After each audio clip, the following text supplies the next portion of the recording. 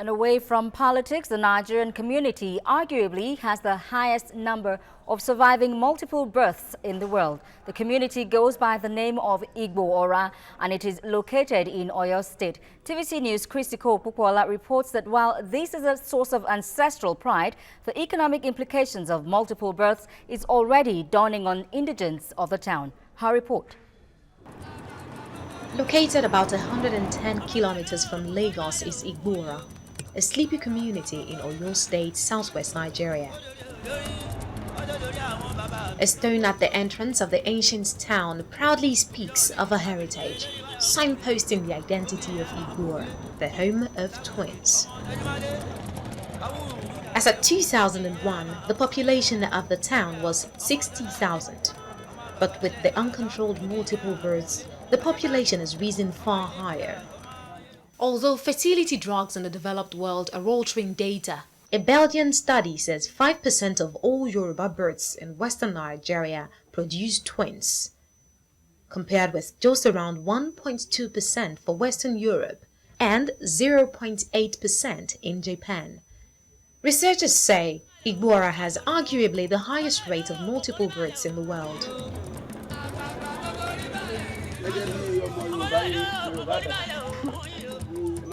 After paying homage to the traditional ruler, we are permitted to visit every home in search of what makes the community tick.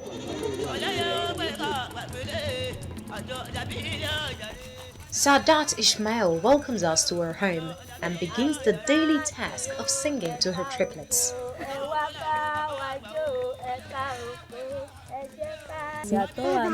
It was a special experience when I had them.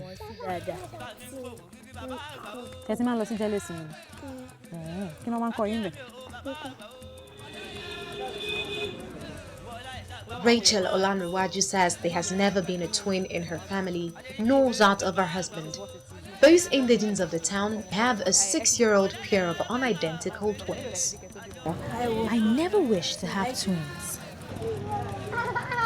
Here in Igbo-Ora, the population of children is way higher than that of adults, an obvious consequence of multiple births. Okay, by now I am totally in awe. That's because in every household you get to in Igbo-Ora here, there's a pair of twins waiting to be cuddled and of course a group of friends waiting to cheer them on. The multiple birth phenomenon is not unique to Igbo-Ora. The town of Kodinji in India and Candido Godoy in Brazil also have significantly high rate of multiple births. That declaration has been accepted by the WHO, World Health Organization of the United Nations, and it has not been disputed anywhere. It has not been contested. Traditionalists maintain that here, twins were never sacrificially killed, not even before the coming of Scottish missionary Mary Slessor, who campaigned against the slaughter of twins. For most indigene, their favorite meal is lassa, which is basically vegetable, melon, and potassium permanganate, is a major influence.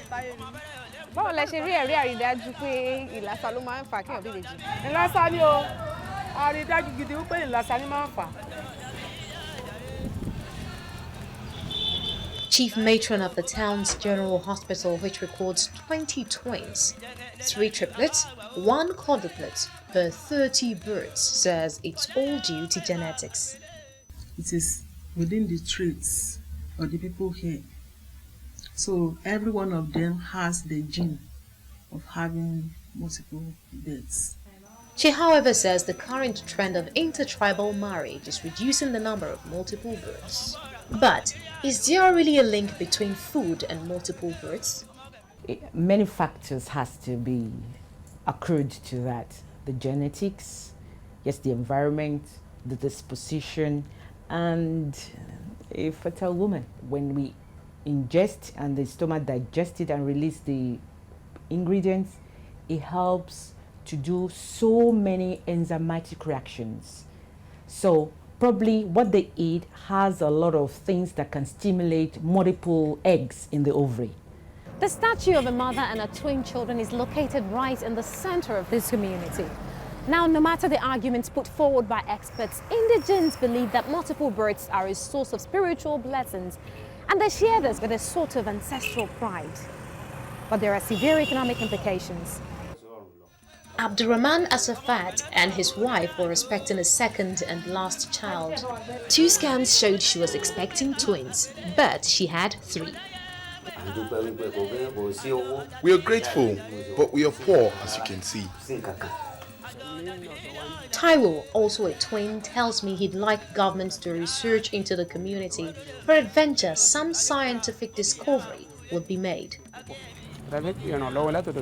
Also, the government should assist those with multiple births. But with at least 10 multiple births recorded every month, government needs to take more than a passing interest in this land of multiple births. Otherwise, the joy of multiple births in Igbo-Ora may yet become an economic burden in the coming years. Christycole Popoola, TVC News, Oyo State, Nigeria. All right, now joining us in the studio to discuss multiple births in the western part of Nigeria is our in-house correspondent, Christycole Popoola. Christy, in that report you we just listened to, I'm excited about this, you know. So am I. A couple expecting just twins and then they ended up having 3. How did you stumble into this community, this place? They like to say that it's not a village, it's a town. So I must warn you, they think they're very civilized people, yes. Okay. So we're going to have to take them the way that they have presented themselves.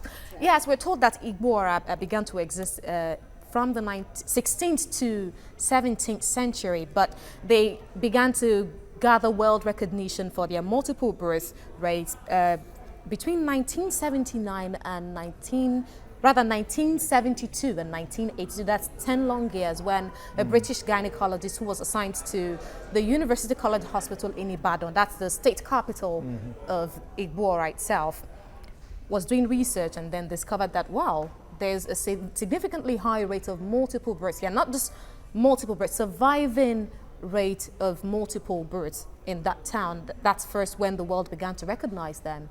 And then TVC News decided to finally find out. Through you, of course. Now, multiple births, how do you explain that really?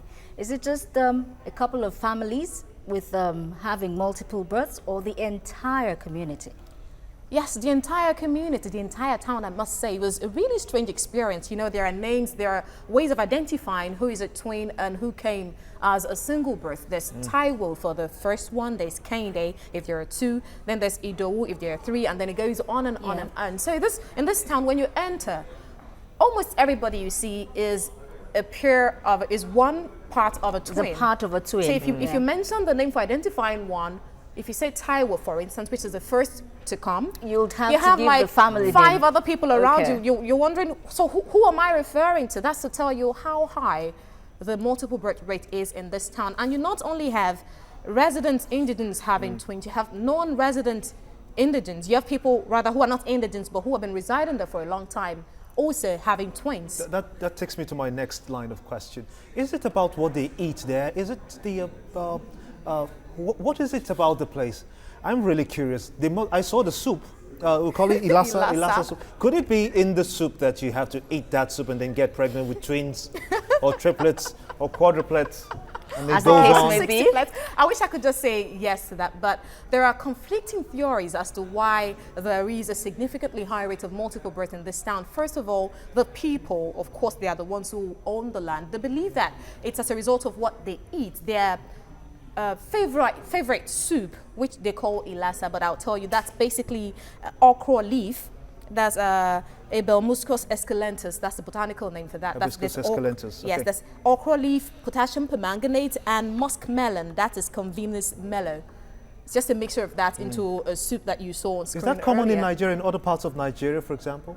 Yes, that soup, the Ilasa soup? It's prepared in different ways. So they have a peculiar way of making theirs, and to even surprise it the more, they believe that once you take that leaf away from their town, it tastes differently, you get different results. So it's not a case of you be just going there, harvesting as many as you can of that leaf and then taking to the city. They believe the water is different, so you would get different results. That's what they think. They think is the food. What if, for instance, I'm an outsider and I just decide, okay, hey, I know of Igbo-Ora and I hear that everybody there gets multiple births. Can I go there and will I have a multiple birth? And in addition to that, a lot of people are looking, a lot of couples are looking for children. Yes. You know, they don't have kids. They're trying to get kids trying for so many years. If they go to Igbo-Ora, would they have twins? what are the chances? What are the chances they're going to get pregnant? Okay, from what I found there, I found resident indigenes having twins. So that settles the question of genetics. Yeah. Then I found residents who were non-indigenes also having twins. How do you explain that? Then I found twins who didn't have twins. I saw a 45-year-old woman who told me she was a twin and she had 4 children, all single births. She didn't have any multiple birth. Okay. So how do you explain that? So there's a theory of, is it our food? And then I spoke to a nutritionist. Or could it be a stroke of luck? Yeah, the matron has actually been serving in that community for the past 25 years. She says, okay, it's all genes. But the people say that's orthodox. We know it's our food.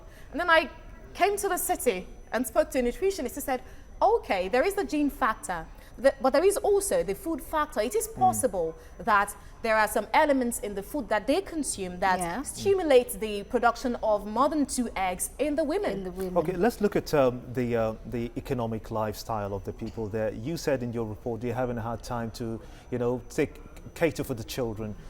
Is the government trying to come into that place to try to feel the government presence, for example, the evidence of democracy?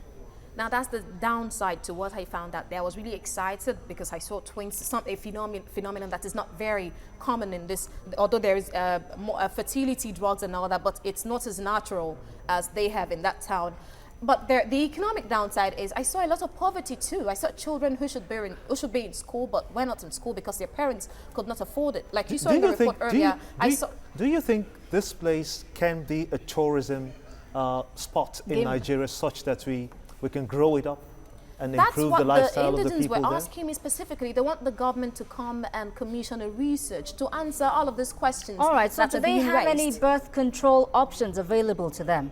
For now, no, according to the matron. But the only option that I think would be available to them is to not get pregnant. Because from the report, we saw a family who had a 2-year-old boy, wanted to have a second and last child, and then had triplets. That's 4. And the man told me, I'm having a hard time feeding all of these children. All right, Christycole, I want to thank you so much indeed for keeping us up to speed with Igbo-Ora. Go to Igbo-Ora. An interesting place to visit. The town of multiple births. Many thanks.